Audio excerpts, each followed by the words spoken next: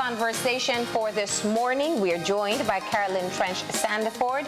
And Carolyn was the facilitator as a consultant on a recent training with civil society on the UNCAC, the United Nations Convention Against Corruption. Good morning and welcome. Good morning, Marlene. Good morning. And certainly it's always a pleasure to be around this little table. I'm not sure how this little table, if it could speak of all the information that has passed through it, you know, but it's a pleasure and thanks for the opportunity.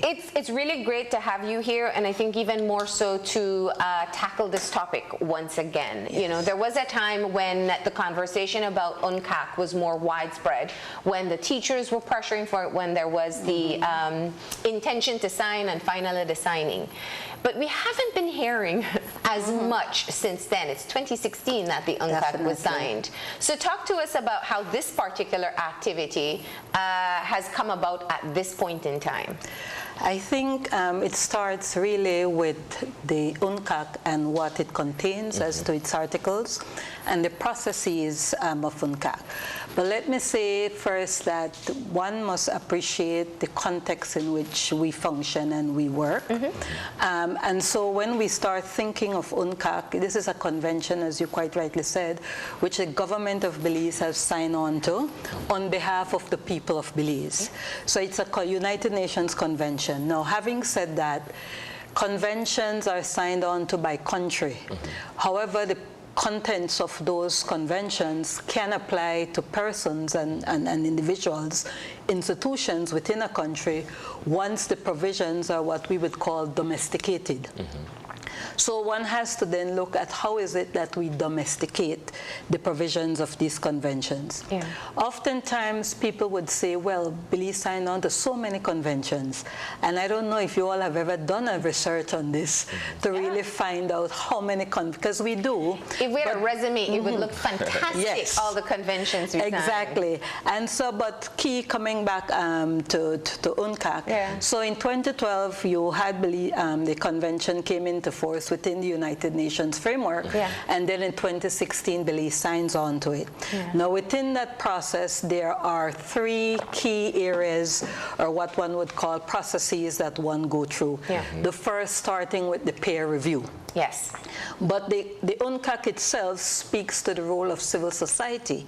So this is not just something for the government of Belize, this is not just something for the people of Belize generally, but it is also something for civil society.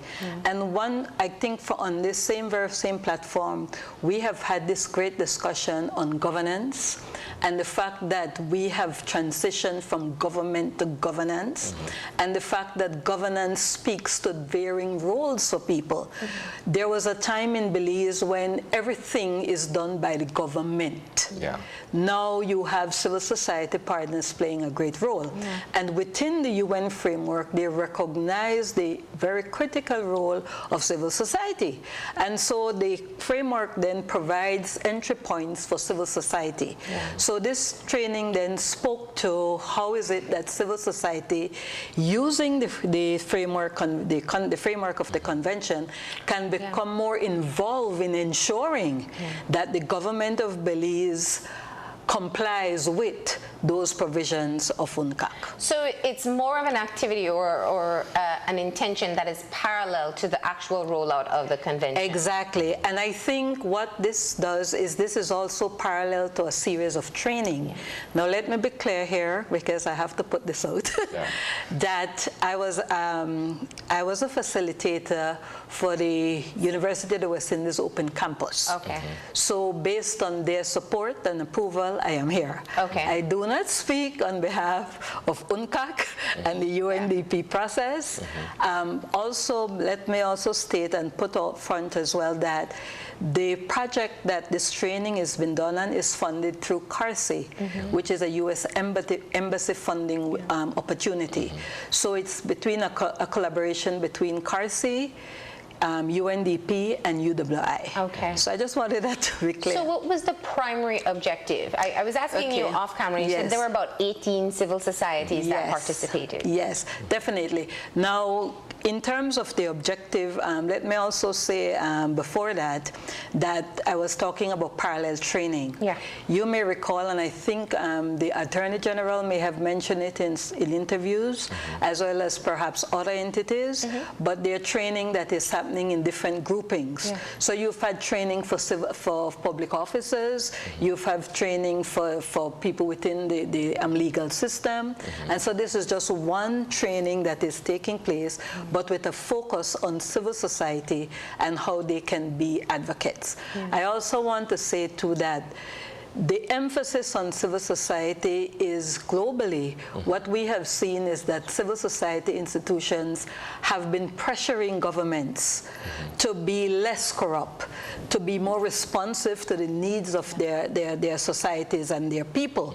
And so when we start then looking at civil society, even within Belize context, you may recall in 2005, it was a coalition of civil society that challenged the government on so many areas where they felt the government was mismanaging the resources of the country. And that led to certain legislative changes. Again, recently we saw where it was civil society led by the unions that challenged the government in terms of signing on to UNCAC, as well as bringing into force the 13th Senator and so on and so forth. So I put that in context as to say, why is it that civil society as a grouping has now been incorporated, not just in Belize, but globally, as critical to bringing about the kind of changes that we need to see, and why specifically in Belize as well. Can I make this observation? And again, this goes back to what you just mentioned on two particular instances, 2005 and 2016. Right. It would seem as if though we sort of waited for things to reach a critical mass before we react. And once we've gotten or achieved what we set out to do, then things go seemingly quiet thereafter. I say that because, again, in 2016, the unions, particularly the Belize National Teachers Union, was instrumental in leading that charge to have government actually sign on to UNCAC. But since then, while we understand that the civil society and everybody that falls under that umbrella has a particular role, it just seems as things have gone fairly quiet. And you're quite right, and I think it is how you sustain the process. And I think this is where there are a couple of civil society institutions that may become more critical and more integral in terms of how we move forward. For example, there is the 13th Senator, and you have the Belize network of NGOs. So that is a set of NGOs that are registered under the NGO Act, who vote for a representative within Parliament, which is a very key and critical role. Belize is the only country that has a representative of civil society in their parliament. You know, we are unique in that. So how can you strengthen the role of the Belize network of NGOs? Now you ask the question, so that is one. But I want to then go to the point that Marley, the question she said, how many representatives? So there were about approximately 14 plus, I would say, institutions that were represented. We had about 23 participants in all. As far as I'm aware, the program was designed for 20 participants. Is that sufficient? No. Well, I wanted to kind of just get in here, because we say civil society so broadly. And I really think we need to put some context into it as well. Who falls under the umbrella of civil society? And again, you had that earlier, you mentioned that earlier conversation, defining. How do we define corruption? How do we define this? How do we define? Civil society in Belize has been used interchangeably with NGOs. It is not necessarily so.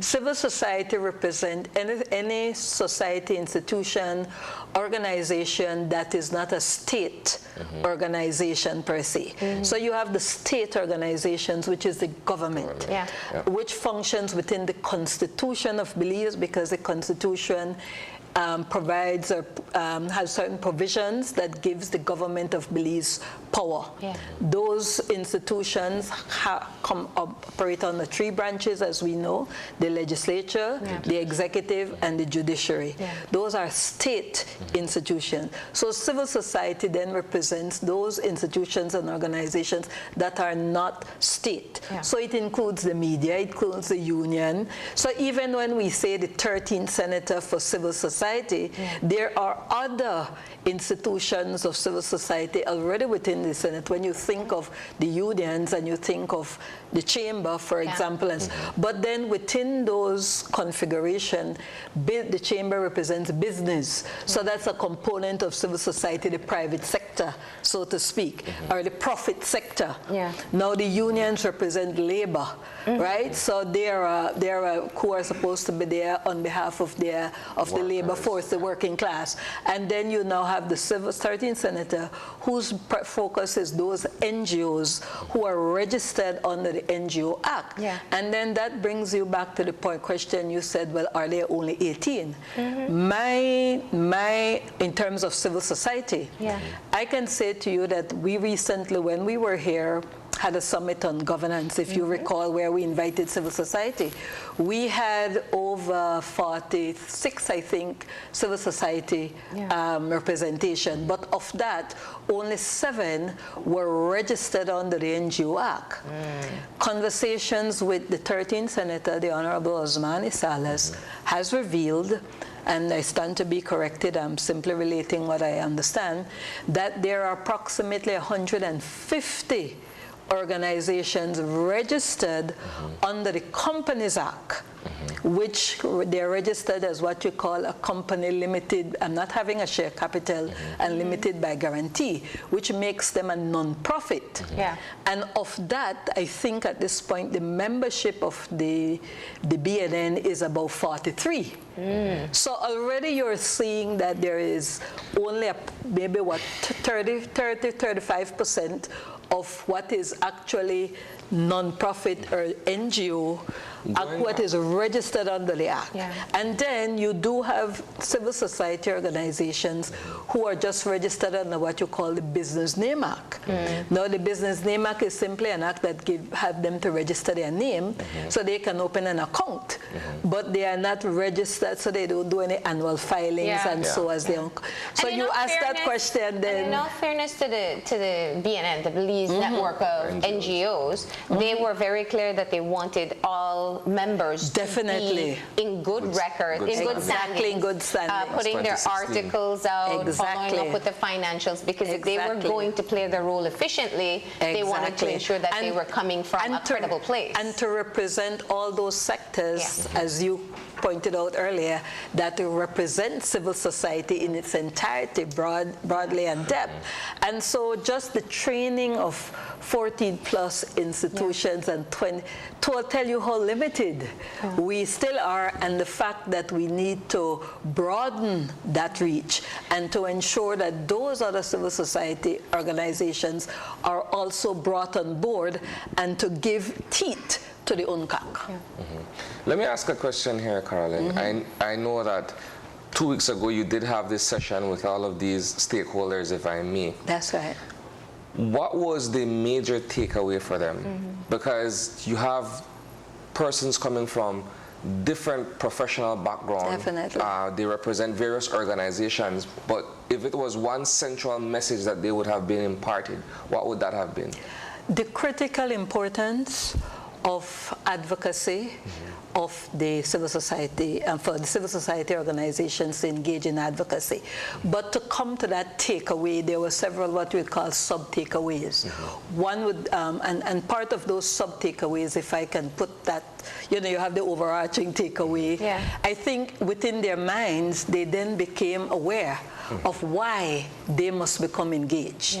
And so, but why they must become engaged was looking at the role of anti-corruption and linking anti-corruption to how we achieve our national development goals, how we achieve our sustainable development goals, how we achieve our local development goals, which is at the municipal or village council level. How is it that we link anti-corruption to governance systems? Because one of the key takeaways, again, going back to what you said, was that anti-corruption by itself is not going to solve our challenges and our problems. It contributes, and why is that so? For example, it is estimated that 10% of our GDP is lost to corruption each year. What is our GDP? $3.9 billion. 10% of that is $390 million. So imagine what we can do with $390 million.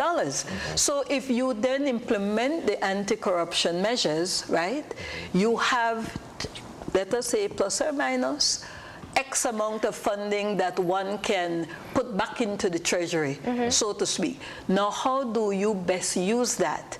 We have also sat around this table many times and talk about if you don't know where you're going, you will never reach. So if you then know what are your goals, and so we linked anti-corruption to issues of the Sustainable Development Goals, for which Belize has also signed on to. We linked anti-corruption to our National Development Goals, which is contained in the Growth and Sustainable Development Strategy, which ought to be a representation of our Constitution, yes? And then we linked that to our governance system and understanding the context in which we are working. And I think having done all that, they were able to then start saying, but why is it that we must be more involved in? I just want some clarity though on that figure. 10% of our GDP lost to corruption. Where does that figure come from? That is a figure quoted by the UNDP based on research that has been done, and I can always forward the quoting. In fact, I'm supposed to get the follow-up from Roxanne, who is the UNDP's officer. I mean, it's a startling number. That's, if you disperse that money, everybody has some extra pocket. And then how you then link that to your goals, because remember, one of the tenets of the Sustainable Development Goals is there you have a baseline which speaks to 17 goals of poverty, eradicating hunger, and so on and so forth. So you are then able to say where best can we use our resources, how best can we manage our resources.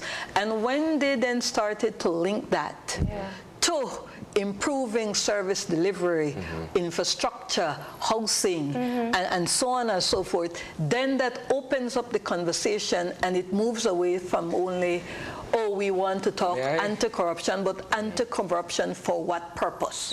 May I argue from a different perspective here that perhaps it's a bit idealistic to say that if we look at Belize's gross domestic product per annum, $3 billion or so. So we're looking at then $300 million that has been siphoned off in a manner of speaking, right? For us to get back that $300 million is to say, well, we would have to stamp out corruption altogether. Which I'm saying seems to be a little bit idealistic, because you're looking at corruption in a broad context, not just from government, but you do have in the private sector, you do have in all facets of society, there is corruption. So we would have to be at a very optimal in order to be able to regain or recollect all of these monies. Let me say, as far as I'm aware, that that 10% is also conservative. Because you can look at globally, you can look at some countries and corruption, 45%, 55%, and so on. This is why, if you look at some of these accounts that they are now seizing, right?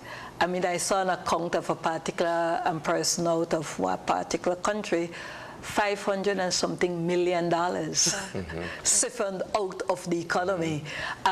So yes, idealistic in the sense that that I don't know that we can ever stamp out corruption. Yeah. In fact, one again takeaway from the training was where there is a buyer, where there's a seller, and there must be a seller and there must be a buyer. And that happens within the public sector or within the private sector. But let us, for argument's sake, say, based on your thought there, one of the conversations we had in our training was what exactly is the budget of Belize, for example, which is about 1.2 billion for the year, right? So let us say 10% of that, $120 million, right? Now, if you look at the budget of Belize, all it does is account for the cash flow. It doesn't account for the details. And again, this is why I love this little table and so on, because it's conversations we've had. Business senator has been pushing for this issue for a long time. Now let me say something to you. Let us look at the Ministry of Lands, for argument's sake. Have you ever heard the government say, we start the year with 8,867 square miles? No, that not include the keys, remember, just for argument's sake. We start with that, and for the year, for amount of this 8,867, there is 3,000 and so in protected areas, which is national lands, so many square miles in state lands, which is available for leasing and whatever, and so much in private lands. Have you ever heard that? That is accountability. Yeah. So what we have been doing for a while is simply accounting for the cash. We are not accounting for the assets. So when you talk about idealistic, and we talk about 10%. And those are achievable. Exactly. Yeah. Now, we have had many instances, and your news items are going to be flooded with them, where you've seen documentations where somebody purchased a piece of land one day for $100 or $1,000, and before the ink even dry, it's flipped for $1 million. That is a loss to the government. Yes.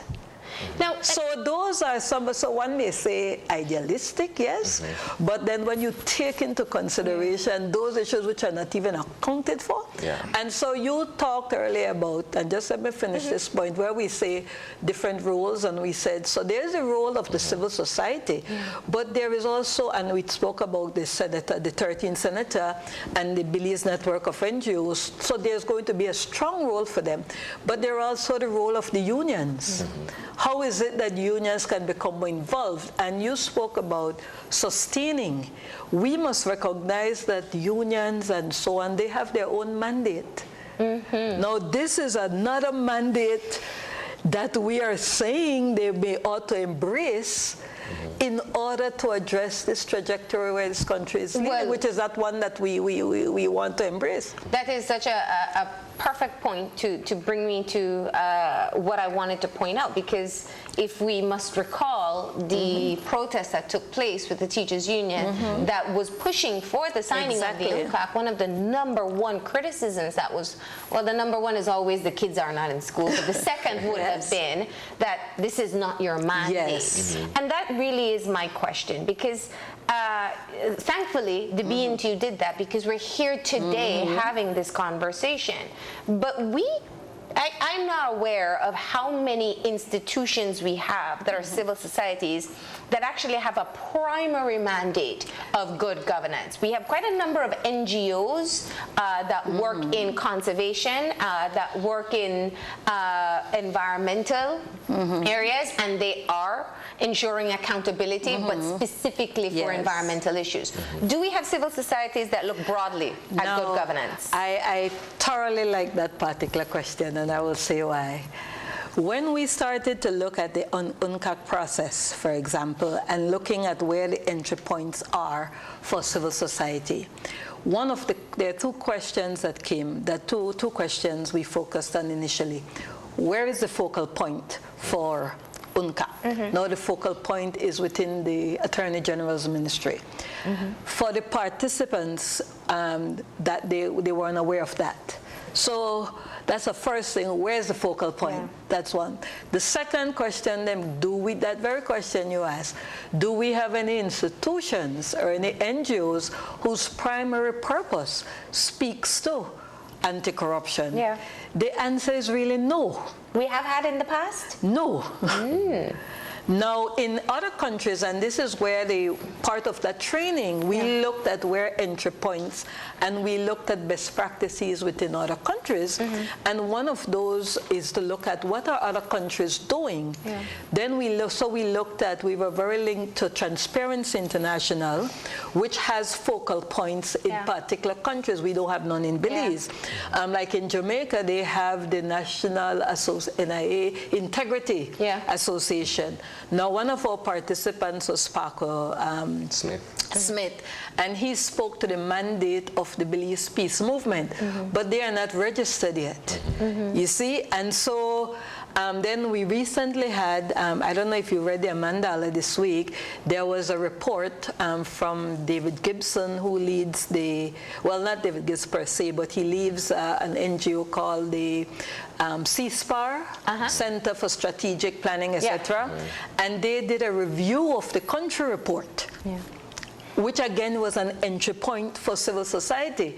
But if you aren't, that is not part of your mandate. So that was very critical that you asked that question, because one of the conversations we then had was how they as civil society may have to return to their institutions and be that point of they call it train the trainers, and to use the training that we have to work with to talk to their civil society organization as to what the entry points could be and how anti-corrupt being participating in that can facilitate, assist them in the terms of the work they do, that's one, but two, more importantly, how they can collaborate with each other, and that requires amending their articles of association and memorandum and so on and so forth. Or even in their strategic planning, they can all include one particular objective that looks at anti-corruption activities. This is really getting interesting, and what we got to do now is take a very quick pause. When we come back, we'll continue our conversation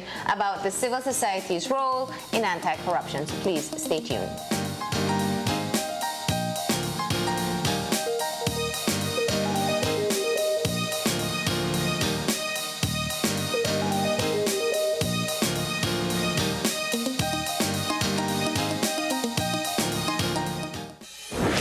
With over 100 years in existence in Belize, the Belize Bank Limited recognizes the importance of leading the way as we enter into this fast-growing technological world.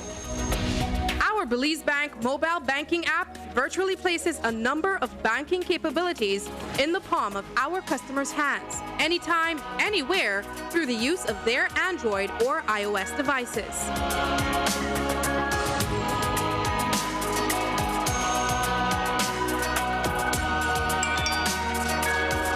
The Belize Bank, delivering a convenient and enhanced banking experience to meet the demands of our customers' digital lifestyle. The Belize Bank, our country, your bank. Who will be this year's $10,000 KTV The Remix champion? The competition is getting hotter, and you don't want to miss this week's performances. Come out to the Bliss and win great prizes, including $100 cash for a lucky audience member, courtesy Scratch and Win. Join us this Tuesday at 8:30 p.m. for another exciting show. KTV The Remix Season 3. It's hot, it's live, and it's only on 5. Celebrate summer the next-gen way. Take advantage of our sizzling summer deals this July. Sign up and get free installation on any service. Want to reconnect your services? Well, reconnection is free all month long. Save even more. All customers get 2 months free Devo 3 rental. Look out for our next-gen summer raffles and join the next-gen family today. Some restrictions apply. Next-gen, powered by Central TV and Internet.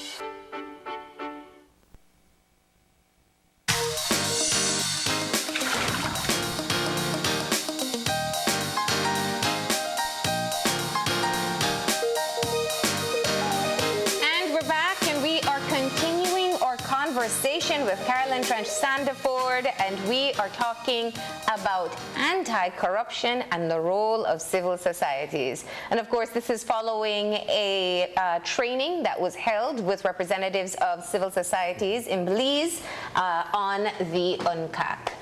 Before we went to the break, the conversation or the question I had posed was looking at whether or not we have agencies or civil societies that look primarily at this issue, and you were offering some potential methodologies that could be used to access funding to kind of make this a part of the mandate.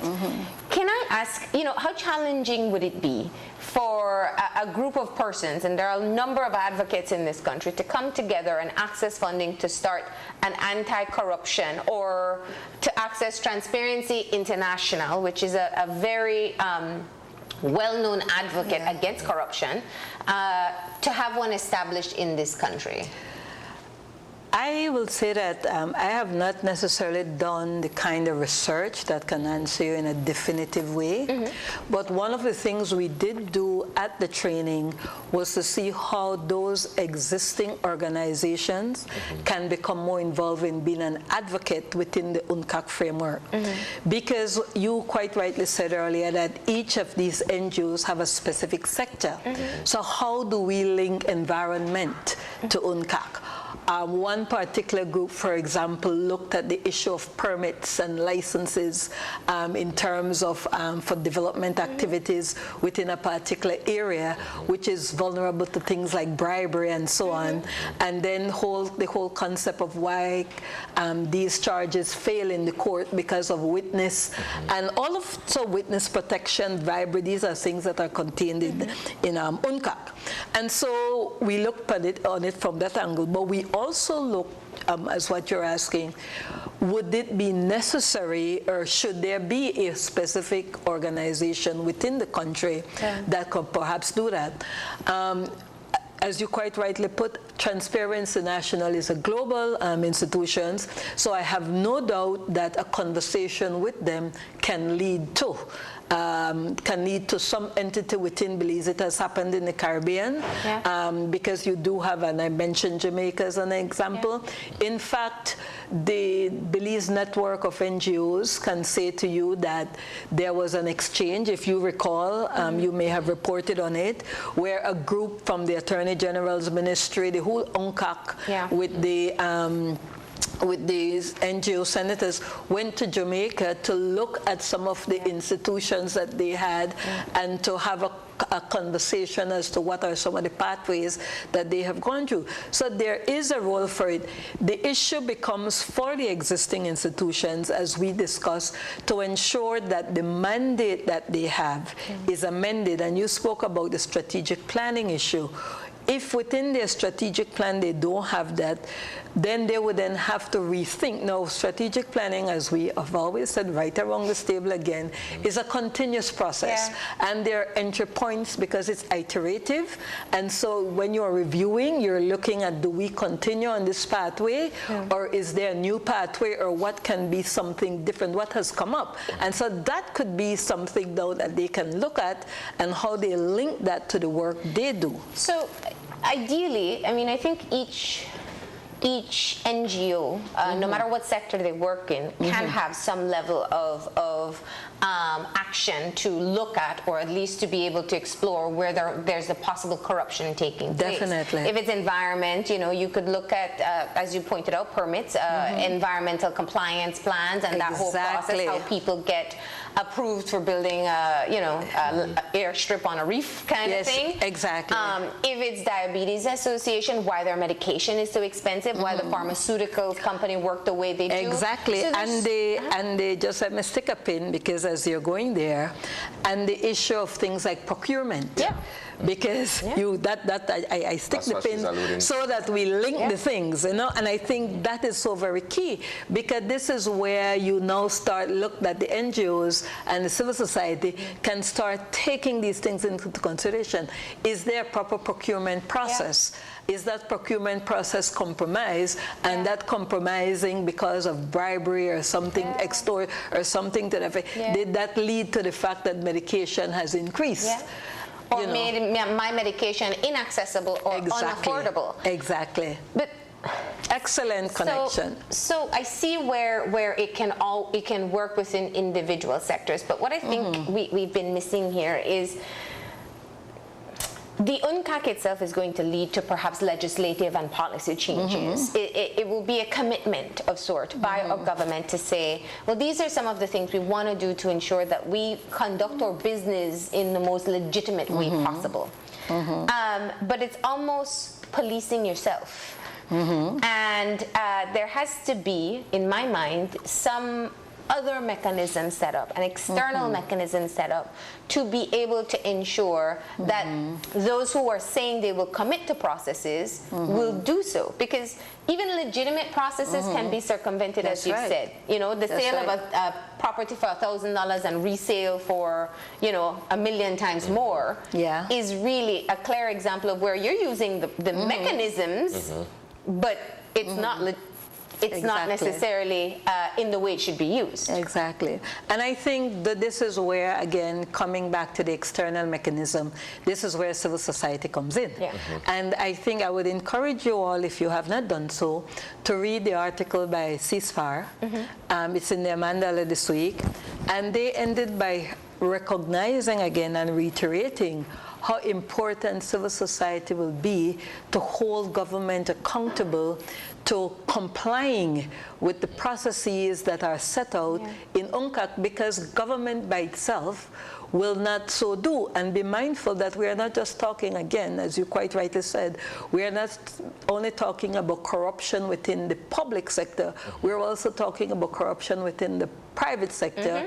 And going back to the point that was emphasized to us, where there is a seller, corruption only happens if you have a seller and a buyer. And it happens in the state and in the non-state sector. So one of the things, for example, that we looked at, and going back to the external and civil society, how can civil society be that mechanism? And so we looked at what the convention was all about, which we recognize that it's about strengthening measures to prevent and combat corruption and so on and so forth. We also looked at the varying elements. Now these elements are important because if you look at and if you read that article, which for me it was the first article that I have seen doing a review of the country report. And in our training, that was identified as one entry point. That when you have the process that has taken place and the country report has been produced, an entry point for civil society is to take a look at that report and then to see if that report complies with what you know has actually happened. So when the government in the state is saying, well, we have complied with article so and so, we have passed the legislation, we have done so and so, civil society can say, but wait, no, you have not done. Or civil society can congratulate the government and say, we see you have done this, and that is great, but we notice you have not done these. And then those not done become the advocacy causes that one then go for. So if you look at, just one quick thing, so if you look at that thing, what that recognized was that there were two cycles, just let me, if you mind, two cycles within the process. There was a cycle that deals with preventative measures and criminalization and law enforcement, and there was a cycle that deals with asset recovery and international cooperation. So the first peer review process that has taken place, where it is a process where government does a self-assessment, then the peers come in and do a review. A peer review, and then they produce a report. And that report more or less show what are the progress of the implementation. So that has been done. With conventions, though, there's the country report, and then there's like the stakeholder report that's submitted as well. And I say you must have been at that training because one of the mechanism we used at the training was what we call a learning platform. And what we did then was use the experience of participants who have participated in holding governments accountable to particular UN conventions. We were fortunate to have participants who have participated in the parallel review reports, who have gone to Geneva on issues of human rights and so on and so forth. So they gave us their knowledge and their experience of how important it is for civil society to also monitor governments' compliance, and where government has not complied, you do your parallel report and you participate. So in these global panel reviews and so on. So where the UNCAC, where it is right now, for example, is that there's of course what you call the first peer review, which is the self-assessment, the country visit, and then you have the publication. I don't know if you've read the country report. Have you all? I have not. Yeah. No, so I will encourage you to go to the, and it's on the UNCAC website, so you can go. So the government, it has been published, and that's you a requirement. This information should be public. And CSPAR has done a review and to basically say this is what that report is saying. So that becomes then an entry point for the civil society through what they call of 3 entry points in terms of advocacy. The 3 entry points are the advocacy to promote a transparent and inclusive UNCAC review process, which is that process. How are you engaged? The second one is advocacy to improve national anti-corruption measures. This is now when you say, all right, having done the review, these are the things that you have not done, and so civil society takes it upon themselves to become advocates. And then the third part of their advocacy is what you call the joint advocacy, and this is where they work with like the Transparency International, and there's a UN coalition of civil society that they can also work with. My question has to do with, and allow me to be very cynical here. If we look at what took place in Guatemala, I think a lot of people started to understand that agency like CICIG, which is a watchdog agency, has its benefits. And we saw where, because it was tied into everything that was happening here with the referendum, the upcoming referendum, a lot of people were starting to understand CICIG, and we saw the comments, we need a CICIG in Belize. But what subsequently took place was a withdrawal from the process, from the government heads. And so my question is, how secure are we that the simple signing of the UNCAC is going to move towards a meaningful process that will perhaps, not to be naive, eliminate corruption, but minimize the extent that we know takes place? There's absolutely nothing wrong with being cynical, because history has shown us cynicism is really where one wants to go sometimes. But we must always have hope, because I'm the optimist, and I will always say we must always have hope. And I think one of the things we try to do in the training is, and I go back to look at it from 3 standpoints. Linking the UNCAC to the Sustainable and National Development Goals, linking the UNCAC, understanding the UNCAC itself, what it entails, and then the third part, where can there be their entry points as civil society. But there must have been a starting point. And what I tried to do was to share the starting point. I call it from the Political Reform Commission. If you recall, we had that conversation. And so going right exactly to what you said, then the conversation started here. There we were in 1981, we became an independent nation. 20 years later, we had a political reform process. I was a part of it. Wonderful recommendations. Recommendations. And if what we did then was to look at what were the pitfalls that came out of the Reform Commission that said why we needed to do that. And I want to just highlight 3 for you. The top one was official corruption and lack of accountability. Another one was doubts about the independence and effectiveness of the courts of justice. Another one was ineffective separation of powers between the executive, legislative, and judiciary. And there were many more. And what year was this from? This was 2000. So I understand the cynicism. Now, we're now at 2019. So this is another 20 years. So when I put that forward, before we did that, I started to ask the participants, what are some of the issues that they see confronting Belize, the challenges? And nearly everything that was in the political reform recommendations came up with some other issues, like things like gender-based violence and those kinds of things. So, but the anchor was still there. So the cynicism criticism is quite understandable, because then the question, well, how can we? Yeah. And I think this is where we started to look at it then. This is now 2019. Well, if we're to move forward, how can anti-corruption, the UNCAC and your participation, address some of these issues? Well, the truth is, 2 decades would have passed since these specific points were highlighted, or these specific areas of concern were brought forward. And there seems to have been nothing done. Exactly. Yeah. Goes back to the point you raised, sustaining. Well- How do you sustain? Yeah. Yeah. But perhaps even more importantly, I believe that if the civil society, in my opinion, again, can coalesce, and part of the roadmap that we discussed would start from identifying, because it's a parallel process. Yeah. It's a process of the entry points in the peer review, and so on and so forth, but it is also the civil society organization identifying some cause within UNCAC that has not been addressed, Yeah. to take on as an advocacy issue, and understanding that advocacy and education are 2 different things. Yeah. Education is about awareness. Awareness.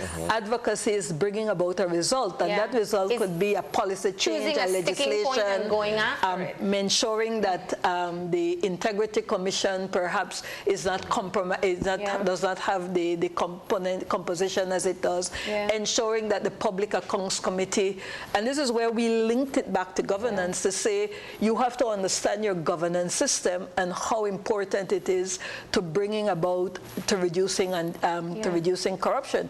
Because if you have a Public Accounts Committee, which is supposed to be the oversight, holding the government accountable for its expenditure, cannot meet, cannot review, then that in itself pull the rug from or under. they're going back decades and decades and we'll never catch up to We'll present never, time. exactly. So when I think of civil societies, and especially their role in advocacy, I always see them as a trigger. Exactly. Because if we look back, and I appreciate the examples that you gave, whether it's 2016 and the teachers getting out of the classroom and ensuring that their voice was heard until action was taken.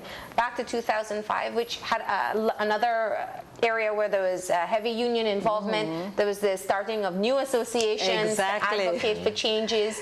Exactly. And so we see that the commonality here is that you need numbers. Right. You need people Exactly. to come out to advocate for a change, and then you have the listening ear of the policymakers in this country. Critical mass. This has been a challenge. I mean, the examples we are citing are 10 years apart. Yes, definitely. So clearly it's not easy, while people can be frustrated, for us to get that type of widespread interaction in this process. Yeah. So what can be done? If we have to wait every 10 years for the people of the country to feel upset enough to want to stand up for something that they most often rightly deserve, then how will the UNCAC help us out of this situation? I do. I'm one of those as well who ponder about it, because like what else can happen and so on and so forth. But I think the point that he raised a little earlier, which spoke about how can we sustain such an effort. I think more and more we're seeing civil society become more involved and engaged. But there are certain cynicism, as you can say. For example, there were those groups who came about, and then it was later found out that there was some political things. So how do you manage that to ensure that these causes are not hijacked by political operatives simply to get a political party in government? And then once they're in government, all is well. Because we go back to the whole parliamentary process of winners take it all. When you're in opposition, the government is thief, corrupt, you are going to be the messiah, you are going to save the day, things are going to be better. Then when you get in, that's who comes out, starts, you thief, and it becomes, how do you change that? I think decades ago, the role of civil society was more disjointed, and I think more sectoral, as you said. So we are just doing our little work in our space, and we are not linking what we're doing to the big picture. I think this is what these kinds of training does. It starts to elevate that awareness and that connection. But as you can rightly said, 14 of 150, 20 people of, how can they... Drop in the bucket. It's a drop in the bucket. So I think the challenge then for civil society, and I don't know if it's unfair, maybe that is the word I want to use, is to say, how can civil society become more involved and engaged? And you pointed out, do we have a particular organization? And I think what may be good is that you have a particular organization that leads the effort, and then all those other organizations become engaged based on some common agenda. Well, this is and the I thing, think though. that is where the challenge is. We need how like we a civilian watchdog yes, agency. how can that, and there are avenues for that. But again, leadership, we always go back to these things, how we, The unions got involved because they were, for all intents and purposes, directly affected by what was happening at the time. And so you find that the other partners came on board and rallied around that cause, but it's not as if though there's a particular organization whose sole mandate is to be able to hold government or any other organization accountable in that regard. And you're quite right, and I think this is where I am seeing Well, I don't mean to be nostalgic, but we did have SPARE at one time, where at least they were putting out the research and the polls. And again, if everything is about time. Remember, SPARE also came in at a time when who knows what a civil society was. That's true. Right? A group of people got together, excellent group, did a wonderful job. We'll always say, can we get another SPARE? Maybe not necessarily another SPARE, but an entity that provides that. But I think we spoke earlier, and we had this discussion to say, well, we have training happening, so you have the public officers who are really at the front line when it comes to government, per se. You have the civil society, you have within the judiciary. But then I think what is also lacking, and which has to be looked at, is the political parties themselves. Because I will hear, you will see some rhetoric coming out at times about we are not anti-corruption, but what are the key things that those political parties are to do that will address the anti-corruption issue? We see, when we've looked at two key things. You hold, especially people who, in election season, what will you do? Exactly, and I think that is where perhaps we also need to have an entry point, so that within the political parties, the membership, because the leadership of a party will only do insofar as the membership, you know, and if you have membership which strictly is about loyalty and party, we will never get anywhere. But if you have membership that looks at the party as a means to doing certain issues, like, you know, whatever that overarching vision of that party is for the country, then the political parties themselves can start doing their own training and even invite the UNDPs and so on to get involved to work with their membership and do training of the members who are going to run for office. Because they're part of the legislature, they're part of the oversight. And how do we disrupt this incestuous relationship that we have between the legislature and the executive? Because if we don't appreciate and understand how the separation of powers is very key to oversight. Because you spoke about takeaways, and this is why I said there were so many takeaways. And a key thing, let me recognize this, which was very important for the training, is that when we started to touch the Constitution of Belize, we actually did what we call a little audit.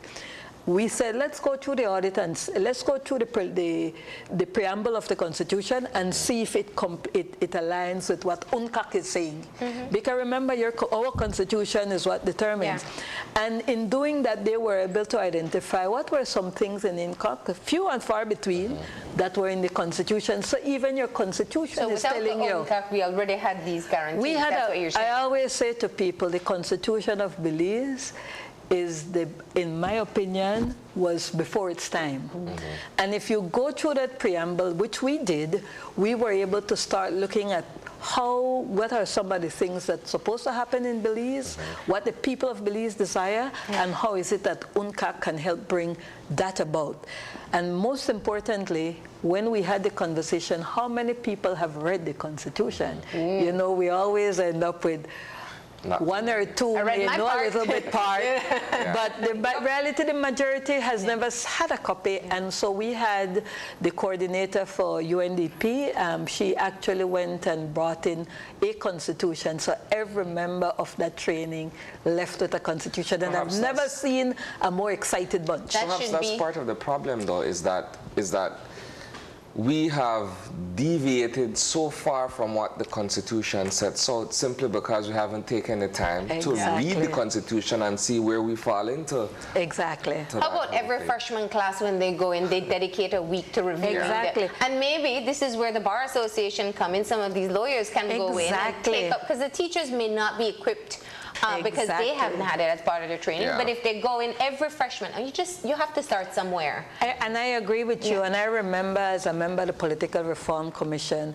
I made 2 recommendations that they threw out. One recommendation I made was that every house, one particular was that we print 10,000 copies of the Constitution. At that time, that was more or less the number of households, Yeah. you know.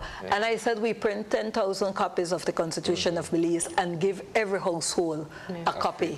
And another recommendation I remember making is that when you become 18 and you're registered to vote, when I'm registering to vote, I'm supposed to get a copy of that Constitution. Oh, I thought you were going to say do a test to make sure you Exactly, yes. But not only that, you, by registering to vote, you are participating in the democracy of this country. That's an interesting concept. I mean, clearly you have a right to participate in the voting process, but And mirror it understand to how the your vote driving, means, where mirror it vote to the means. driving, you have to pass the test to know the laws, Exactly. right? But I would never advocate that much. I'm just saying it's interesting. Exactly. How do we end this conversation having people be hopeful? Because this is such a complex issue, and I find that what happens is we become almost like people say we the crime. I think we're in a society where in some cases we're desensitized to the corruption that we see or the lack of consequences that people face. What makes you hopeful after that 1 week of training, where I know you're very involved in development work, to think that this will be something that will benefit all Belizeans? I must always be hopeful, because if I am not hopeful, then what is the purpose of living? I have often said that I'm a Belizean by geographic birth, because I was born, but also so it's by accident. I happen to be born in Belize, but it's also by choice. I choose to live in Belize. So I have to think of a better Belize, and I have to have hope because I have children, and I'm one of those who encourage my children they've all gone abroad, studied, and come home. I encourage them to come home. So I have to think about their future. So what I do is, and why you ask how I left the training, I always have hope when I see people involved and engaged. I think the excitement that I saw within the group when they got their copies of the Constitution, to me, said everything, because they began to connect the dots. And I think it was good. Yes, it was a minuscule bunch, but I will want to compare it to last week. I saw a group, small little group, who were out there protesting, bringing attention to the fact that we are celebrating 100 years of the ex-servicemen riot that is not in our history, and then challenging the government to who was planning on, I understand that it was just a temporary thing, but there was a name that was out there that says Paslow, who challenged the government, and what happened? The government now put out a competition. Right, exactly. So sometimes it's a little group that can start. So I challenge each of them to go back to their own institution and become an advocate. Then work with their institutions to become an advocate in the bigger space. And that, to my mind, gives me hope. What gives me hope also is what I'm seeing over time, the strengthening of civil society. There are so many windows and opportunities for civil society to become more engaged. Political parties by themselves are not going to change anything, because the status quo helps them, facilitates them in terms of re-election and positions of power and access to resources and so on and so forth. And, so governance, as we discussed, is about power, and it's how you use that power to manage the resources of a nation. And so my hope is that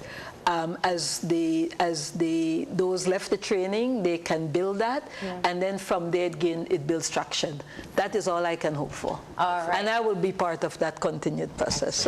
And you will help to keep us updated as well. Yes, For the definitely. viewing pleasure of our audience. Thank you so much for coming in and having this conversation. It's a great way to start the week. You are welcome anytime. All right, we're going to go ahead and take a break. When we come back, if you are looking for a job, you definitely want to pay attention to the next segment. We're going to be talking about creating your resume. So please, stay tuned.